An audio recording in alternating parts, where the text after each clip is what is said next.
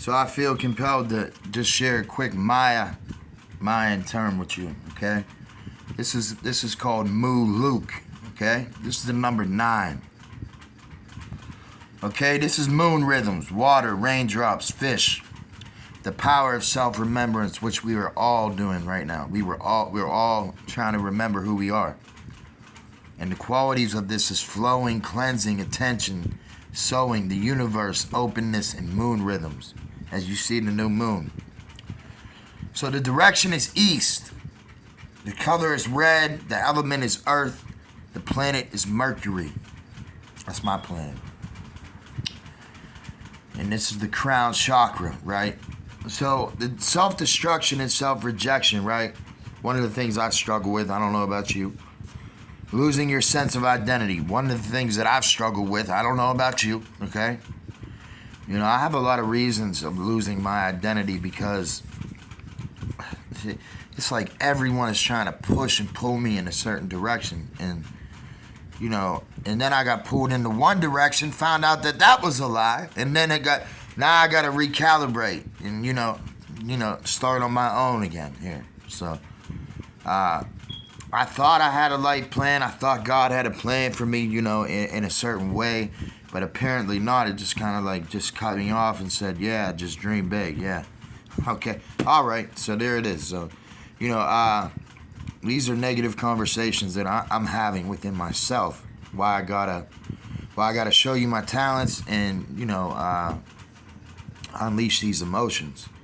So how to achieve harmony with this? Remember your life plan. Dive into your subconscious, right? Because our subconscious hallucinates our reality. Live with people who encourage the process of remembering. Learn to understand the signs of the universe. The reason why I give you these signs, okay, are, you know, and do these things because of the number base, you know, and what's going on in the world, you know.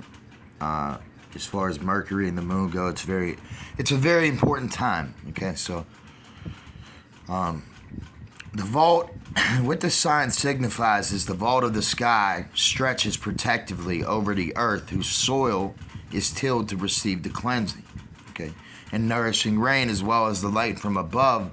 What grows deep in the soil needs the exposure to the shaping forces from above, just as your spark, okay, of your spirit requires the depth of protective soil in order for it to fully ripen. Remember what I was saying about the word being onto a seed, God's word being onto a seed, you being onto a tree, right? And how the knowledge, you know, of God, and God being consciousness and thought and everything, and us being part of that, and part of Father and Mother God. So us being part of that, so us being part of our mother, we have to build this seed up, build this plant. You know, the Bible talks about the horn of David growing and sprouting as a tender plant, as a root out of a dry ground. So in Isaiah 53, this is kind of what I was talking about on the last video. He had no form or comeliness that we should desire him. There is nothing, there is no beauty that we should desire him. You understand? He was despised, rejected, a man of sorrows, acquainted with grief. And you hid your faces from him. Not me. I didn't hide my face. You did. Okay? So it's not about pitting you against me. You know, so don't think that. This is about saying that things aren't as beautiful as you think they are. You know, everyone, you know, portrays and uses their imagination and art, and that's beautiful, you know, to portray, you know, the beauty of God. But if you want to talk about God's Son, and when people paint these pictures of Jesus and, you know, this and that, they dress him up real nice, you know, that's beautiful. Show me the ugly pictures. Show me the pictures that are ripped, torn. Show me the pictures, man. You know what I'm saying? So, but like the soil being fertile, the soil being planted, you reap what you sow. So here I am planting in God's garden. God's garden, okay, is the earth. Eden is Easden, okay? This is not a secret. If you go into ancient Sumeria and you look and see Ea, stands for earth, okay? This is like the same thing as Eden. So there's Edens all around, spread out throughout the earth, connected to the 4 rivers, the 4 roads, the 4 directions. So after the sun and moon have started their journey across the sky, it is time for the humans to render the soil fertile and devote themselves to tend their crops. The rain god breezes to their aid together with the other gods. Now understand, I'm not talking about gods in the sense that you think I'm talking about. Now the Maya were monotheistic, okay? Just like, the Egyptians and Akhenaten started, the Aten. That's monotheism. It's just that gods, they just gave names to represent the essence of God and the natures and, forms of God, the manifestations of God and how this happens. But people like to, people just like to, they don't like to hear the truth. They just don't. So anyways, so as you tend to these crops, as you tend to yourself, as you tend to others, as you tend to actual crops and things like that, he showers this fertile soil with raindrops while they contribute other surprises. When everything is ripened, see Ben, okay? So Ben is the bridge between heaven and earth. People will not only find corn in their muddy soil, right? We're talking about mud flood, in their muddy soil, but also an infinite number of fish. So the Maya also believed when the rain, when the flood came, it turned us all into fish. Okay. This is a figurative, this is metaphysical type talk here. This is not literal, okay? But you can interpret it any way you want and find the meaning behind it. So yeah, it's like how, the Nile gets flooded, and the rain god Chak and the primal mother Man. Okay, so Man is the ultimate mother, or who gives us everything, who we return back to, who we are a part of, no matter what. Okay. This is unconditional love. This is a mother who loves us unconditionally. So Muluk is the raindrop and the water of the tides. Remember I told you about that one raindrop? And the soil was emptied, cleansed, and through Lamot it became ready. Now we could see the seeds coming up, fed by the rain and the rhythms of the moon. So Muluk shows us how to nurture young plants and how we can remember the rich seed that lies hidden within us, the pearl of great price, that pearl as a man found and he went and sold everything for.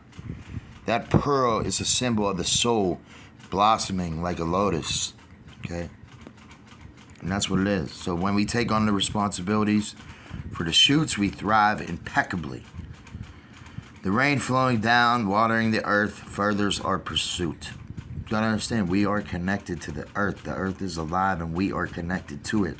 It's a symbol for letting ourselves dive into pools of remembering who we are and we are what we're here for. It's a connection between heaven we have come from and earth we live on. See, so we come from the stars, but we keep the earth. The cleansing power of the water is indispensable for air and soil. Okay, so you're much better than just self-doubt and condemning yourself. So today may be about developing stamina in something you pursue, or about learning to react in a considered manner instead of just letting your gut instinct roll. So this is, Muluk is distinguished by a clear and reasonable mind. So these people of this sign, they're imaginative, they're teeming with rousing, revolutionary ideas, are incredibly independent, and seem to be completely unperturbed by any kind of change or challenge. So they're flexible, and they have clairvoyant and supernatural talents. That's one thing about my wife I love about her, man. She is something else when it comes to supernatural, crazy talents. It's scary. It's scary how psychic she is. It is scary. I don't even have words for it, to be honest with you. it blows me away, and I love just watching her and just hearing her. She's very smart, and I love that about her. And she's very, very spiritually inclined. Very. And of course, this is Oak. Ak. O is in dog. Okay? The dog, the foot, the power of the heart. This is what I was talking about, the dog star. People of the dog, or just characteristics of a dog. So we're gonna share this. This is loyalty, love, friendship, partnership, companions, guides, compassion, goals in life, spiritual strength, longing, trust, inner truth, and a new beginning. This sign is Mercury and also crown chakra. So, letting go the ego. Unconditional love, play the role of the neutral spectator, right? This is one thing I gotta be like a fly on the wall more often. Release feelings from the dramas of life. Follow your own truth. Follow your own inclination. Like some other cultures, the Mayans considered the dog to be the keeper of the underworld. But since ancient times, like how Anubis, drives his boat, since ancient times, the dog has been regarded as a loyal companion to humans. What do you think the Sphinx is? It's part dog. I mean, I hate it. It's a dog, man. So everyone knows that it was once Anubis. Everyone knows that. They change it time to time. So even a badly treated dog will stay loyal and protect its human friend. That's what the Sphinx is. It protects and guards. Okay? It guards. It's a watchdog. Okay? The seeds have been sown in the fields and they start to yield new life. Each new plant is harvested. The Bible talks a lot about harvest and planting and trees and plants. If you read the Voyage manuscript, try to at least, or look at it, it's a lot about plants too. So there's some kind of connection that we have with this, okay? And, so many interpretations of the Mayan mythology, Oak is a carrion eater guarding the portals to the underworld. See, that's what the Sphinx does. Same thing. Who is to be feared and held in contempt. The other side of this coin, the ox, incorruptible loyalty to life and humans, a loyalty that even transcends the underworld. As the dog god eats carrion, Ak removes everything that ferments and interferes with life. Only thus the soil can be at its fullest potential. The harvest will then be a sign that dark forces of the underworld have been overcome. This is the dog god Zu. As you can see. So this is unconditional loyalty right here. So a human has to overcome the fear of his or her dark side so that he or she can understand that the underworld is only crossing over to a new reality and a new life. So Ak unlocks the entrance to the deepest emotions in humans and will bring them to the feeling of being nourished and supported through a loyal companion, a person, a spiritual guide who is their ally. I would love to find my spirit guides. And nothing gives humans more emotional security than a loyal companion. Okay, it offers a place to them to feel nourished and to feel loved. Okay, and Ak is distinguished by community-focused behavior. They can be very self-focused and jealous. Okay, these people can be a real challenge. They always smell what is rotten, like a dog that clears the carrion. They need and crave strong emotional stability. When they feel under pressure, they are in danger of losing themselves. So, I want to embark on a new journey. So I hope that helps you today in some way.